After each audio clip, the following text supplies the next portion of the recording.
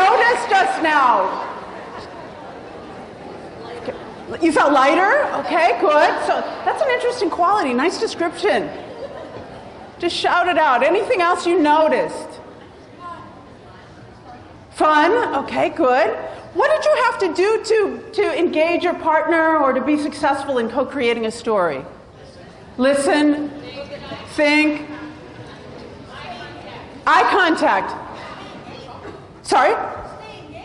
Stay engaged. Yeah, absolutely. Really be right there in the moment. So you've just tapped into your improvisation capacity. We all have it, and these are some of the things that I do with organizations just to remind them about what they do every day and to help us become more mindful of the ways that we improvise and engage.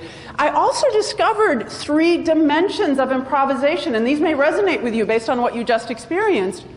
The first is the competence dimension. The competence is the ability to respond to the unexpected and unplanned using available resources. Now that's the skills and knowledge dimension, and you were just responding to the unexpected. What was unexpected right now, just now, in what you were given? The next word, of course, you had no idea. Did any of you have the experience where your partner, you started kind of scripting your story and you thought you knew where it was going, and then your partner totally messed up, right? Didn't follow your script. So you had to improvise. That's the wonderful thing, isn't it, about collaboration, co-creation? Together we're going to co-create something neither of us would have created on our own, but we have to let go of something along the way, don't we? Oh, we hate that. What is it we have to let go of? Control. Yeah. But what we get in return is that level of energy and engagement you just experienced. There are 2 other dimensions that I hadn't really paid enough attention to until I did this research. The consciousness dimension. That's the lively awareness of possibilities that you were just experiencing now. That's being right there in the present moment.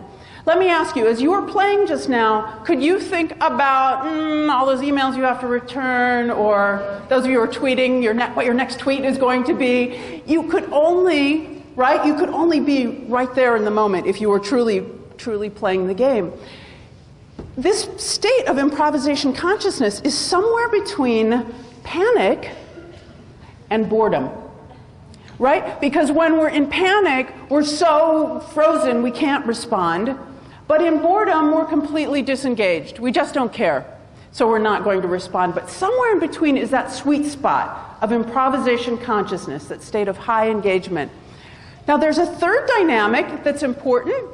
Confidence. This is something some of us have lost over time, and we can get it back. A belief in one's own and others' abilities.